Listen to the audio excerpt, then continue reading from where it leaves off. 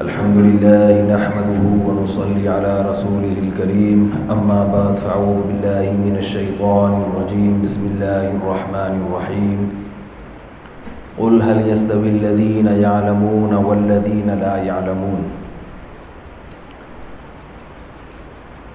رب اشرح لي صدري ويسر لي أمري واحلل عقدة من لساني يفقهوا قولي۔ زیادہ لمبی بات آپ حضرات کے سامنے نہیں کروں گا، مختصر بات کروں گا، کیونکہ میں اپنے آپ کو اس کا اہل نہیں سمجھتا کہ آپ کے سامنے بیٹھ کے بات کروں۔ آپ کے مشائخ، آپ کے اساتذہ جو علم اور تقویٰ میں مجھ سے زیادہ ہیں، آپ ان کی نصیحتیں سنتے رہتے ہیں، تو میرے جیسے نالائق کا آپ کے سامنے بیٹھ کے خطاب کرنا یہ کسی بھی لحاظ سے مناسب نہیں ہے۔ الامر فوق الادب، حکم ہوا ہے تو بیٹھ گیا ہوں۔ تکرار کے طور پر، کیونکہ آپ بھی طالب علم ہیں، ہم بھی طالب علم ہیں، طالب علم ہونے کی حیثیت سے کچھ باتوں کا اگر مذاکرہ ہو جائے تو اچھا ہے۔ ایک سوال ہوگا کہ طالب علم ہے تو میں اوپر کیوں بیٹھا ہوں؟ وہ اس لیے کہ تاکہ سب کو نظر آؤں، سمجھ لیں، تو نظر آنے کی غرض سے اوپر بیٹھا ہوں، نیت میں نے یہ کی ہے۔ آپ حضرات کے مدرسے کا آج دورہ کیا، بالکل توقعات سے ہٹ کر ایک ماحول پایا، یہاں کے اساتذہ سے ملا، تصورات سے بالکل ایک الگ دنیا پائی ہے، اور ہم اپنے آپ کو بہت بڑا فنڈر سمجھا کرتے تھے۔ تو یہاں آئے تو ہمیں پتہ چلا وہ فوق کل ذی علم علیم۔ یہاں کا تو نصاب، آپ حضرات کے امتحانی پرچے دیکھے ہم نے، پرچے دیکھ کر اندازہ ہو رہا تھا کہ ان دلوں میں کافی تیل ہے الحمدللہ۔ تو آپ حضرات کو شکر ادا کرنا چاہیے کہ اللہ تعالیٰ نے آپ کو ایک ایسی علمی درسگاہ سے جوڑا ہوا ہے جہاں کی علمی استعداد ماشاءاللہ بہت زبردست ہے، نصاب بہت زبردست ہے۔ میں نے آپ کے اساتذہ سے عرض کیا ہے کہ اللہ نے ہمیں بھی ہول سیل کے حساب سے اولاد دی الحمدللہ،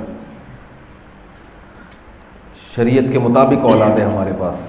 ٹھیک ہے، اسلام میں 2-4 بچے نہیں ہیں، تزوج الودود الولود، بچے ہمارے پاس الحمدللہ درجن ہیں۔ تو میں نے ارادہ کیا ہے اپنے بچوں کو بھی انشاءاللہ میں یہاں داخل کروں گا، یہاں کے ماحول سے بڑا متاثر ہوا، نصاب تعلیم سے، لیکن ابھی چھوٹے ہیں، آپ انتظار میں نہ رہیں کہ اگلے سال آ جائیں گے، تو ارادہ کیا ہے۔ تو آپ حضرات کو شکر ادا کرنا چاہیے، اپنے اساتذہ کی قدر کرنی چاہیے کہ ایسا ماحول دیا ہے، اور بڑا زبردست نصاب تعلیم ہے۔ وہ تو آپ دیکھ رہے ہیں، اس پہ میں زیادہ بات نہیں کروں گا، میں صرف علم کی اہمیت پر چند باتیں آپ کے سامنے عرض کروں گا کہ کبھی بھی آپ احساس کمتری کا شکار نہ ہوں۔ اللہ نے جو نعمت آپ کو دی ہے، وہ نعمت بہت کم لوگوں کو ملتی ہے، جسے علم دین کہا جاتا ہے، دین کا علم کہا جاتا ہے۔ یہ وہ علم ہے جو اللہ اپنے پیغمبروں کو دیتے ہیں۔ کوئی پیغمبر ڈاکٹر نہیں گزرے، کوئی انجینئر نہیں گزرے، کوئی سائنٹسٹ نہیں گزرے، تمام پیغمبر عالم گزرے ہیں۔ کسی علم کی نفی نہیں ہے، میڈیکل سائنس کی اپنی اہمیت ہے، انجینئرنگ کی اپنی اہمیت ہے، سب علوم کی اپنی اہمیت ہے۔ حدیث میں ہے نحن معاشر الانبیاء لا نورث درہما ولا دینارا، انبیاء کی وراثت بھی تقسیم نہیں ہوتی۔ آپ صلی اللہ علیہ وسلم نے فرمایا اللہ معطی ہے اور میں کیا ہوں؟ قاسم، تقسیم کر رہا ہوں۔ تو وہ کیا چیز آپ صلی اللہ علیہ وسلم نے تقسیم کی ہے؟ وہ یہ دین کا علم ہے جو علماء حاصل کرتے ہیں اور اپنے سینوں میں محفوظ کرتے ہیں۔ تو یاد رکھو، علم دین حاصل کرتے ہیں علماء، جن کو عرف میں مولوی کہا جاتا ہے۔ کیا کہا جاتا ہے؟ تو معاشرے میں اگر مولوی کی اہمیت ہوگی تو علم دین کی بھی اہمیت ہوگی، اور اگر مولانا علم کی اہمیت نہیں ہے تو مولانا کی بھی اہمیت نہیں ہے، کیونکہ علم تو یہی مولانا لوگ ہی حاصل کرتے ہیں نا، علم دین۔ تو میں لوگوں سے کہتا ہوں، اگر آپ کو علماء کی اہمیت کا اندازہ لگانا ہے تو ایسا معاشرہ دیکھ لو جس میں علماء نہیں ہے، باقی سب کچھ ہے۔ اس معاشرے کا حال دیکھو کیا ہے جا کے۔ ان ممالک میں دنیا کی ہر چیز ہے، دنیا کی جیسے آپ نے حلوہ بنایا, اس میں پستہ بھی ڈال دیا, بادام بھی ڈال دیا, گاجر بھی ڈال دی کوٹ کے, اور کدو بھی ڈال دیا, اور کھویا بھی ڈال دیا, چینی ڈالنا بھول گئے آپ. تو اس معاشرے میں سائنس اور ٹیکنالوجی کی انتہا پر ہیں, موبائل بھی ہیں, 600 کلومیٹر فی گھنٹہ کی رفتار سے بھاگنے والی ٹرینیں بھی ہیں, اور آسمانوں کی سیر کرنے والے خلائی سیارے بھی ہیں. ان کے پاس مولوی نہیں, مولوی نہیں ہے. یہ حلال ہے, یہ حرام ہے, یہ جائز ہے, یہ ناجائز ہے, یہ پاک ہے, یہ ناپاک ہے, یہ مکروہ ہے, یہ بتانے والا کوئی بھی نہیں ہے. جس کا نتیجہ کیا نکلا کہ اخلاقی طور پر وہ لوگ بالکل تباہ ہو گئے, کیونکہ کوئی ایسا نہیں ہے جو ان کو یہ بتائے کہ بوڑھے باپ کو اف کرنے کی اجازت نہیں ہے. وَلَا تَقُلْ لَهُمَا اُفٍّ وَلَا تَنْهَرْهُمَا وَقُلْ لَهُمَا قَوْلًا كَرِيمًا. یہ بتانے والا اس معاشرے میں کوئی بھی, یہ بتانے والا تو ہے کہ یہ موبائل کیسے وجود میں آیا, اس کی یونیورسٹیاں ہیں, اس کے سافٹ ویئر, اس کی ایپلیکیشن کیسے ڈاؤن لوڈ ہوتی ہے, کیا ہوتا ہے, یہ سب بتانے والے تو ہیں. یہ بتانے والا کوئی نہیں ہے کہ ماں کا کیا حق ہے, باپ کا کیا حق ہے, بیوی کا کیا حق ہے. ان کے ہاں یہ بتانے والا کوئی بھی نہیں. خود یہ بتانے والا کوئی بھی نہیں ہے کہ نکاح بھی کوئی چیز ہے. وہ تو ان کا ایک کلچر کا حصہ ہے, تو تھوڑا بہت باقی رہ گیا. نکاح ختم ہوا تو جس قوم میں نکاح کا رواج ختم ہو جائے تو پھر باپ باپ نہیں رہتا, ماں نہیں رہتی. ان کو یہ بتانے والا کوئی مولوی اس معاشرے میں نہیں ہے جس کے پاس پیغمبروں کا علم ہو, جس علم سے یہ پتہ چلا ہو کہ کیا چیزیں خبائث ہیں اور کون سی چیزیں طیبات میں داخل ہیں. سائنسدان یہ تو بتا سکتے ہیں کہ اس میں صحت کے لیے مفید ہے, نقصان دہ. یہ سائنس کا موضوع ہی نہیں ہے کہ یہ پاک ہے یا ناپاک ہے, طاہر ہے, طیب ہے یا خبیث ہے. یہ موضوع کس کا ہے؟ پیغمبروں کا ہے. کوئی سائنسدان آپ کو بتا سکتا ہے کہ نکاح پاکیزہ چیز ہے اور زنا گندگی چیز ہے, فاحشہ ہے, بے حیائی ہے.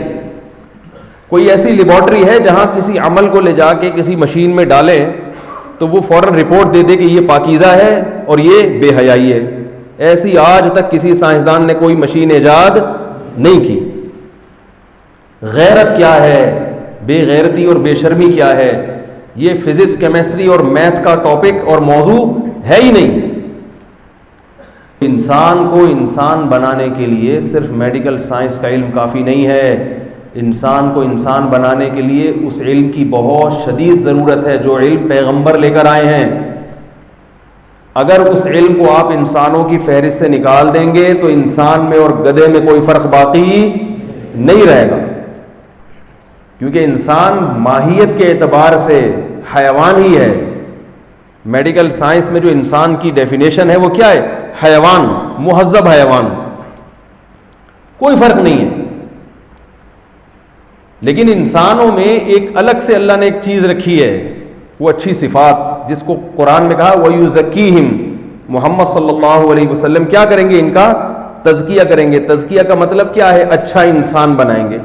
اب میں جلدی سے بات کو سمیٹ کے ختم کرتا ہوں. دیکھو, جانوروں میں اور انسان میں بنیادی خوراک کا تو کوئی فرق نہیں ہے. وہ بھی کھاتے ہیں, ہم بھی کھاتے ہیں. ان کے بھی اولاد ہوتی ہے, ہمارے بھی اولاد ہوتی ہے. وہ بھی بچوں سے, اکثر جانور اپنے بچوں سے محبت کرتے ہیں, ہم بھی کرتے ہیں. یہ کوئی فرق نہیں ہے. بنیادی فرق انسان میں اور حیوان میں یہ ہے کہ حیوان نہ اچھے ہوتے ہیں نہ برے ہوتے ہیں. اللہ نے جس جانور کو جیسا بنا دیا نا, وہ ویسا ہی رہے گا قیامت تک. جس جانور کو ذہین بنانا تھا ذہین بنا دیا, جس کو با وفا بنانا تھا اللہ نے با وفا بنا دیا. احسن کل شیء خلقہ ثم ہدی. اللہ کہہ رہے بہترین انداز سے اللہ نے اس چیز کو بنایا, پھر اس کو اس راستے پہ چلا دیا. لیکن انسان کا معاملہ ایسا نہیں ہے.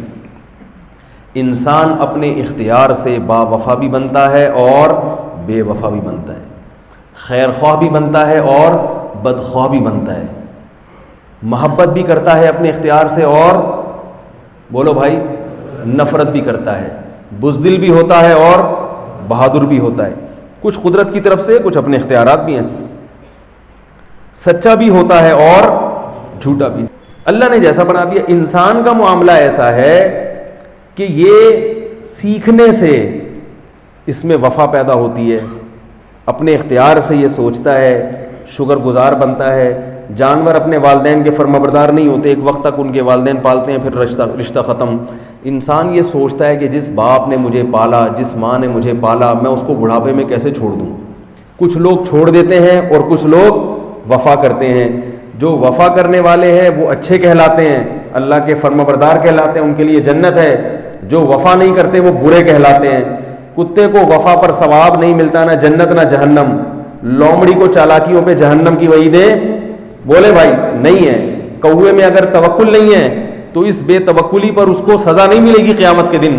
انسان اگر اللہ پہ توکل نہیں کرے گا مجرم ٹھہرے گا، اور توکل کرے گا تو رزق کے دروازے اور زیادہ کھلیں گے اس کے، اور اس کو جنت ملے گی.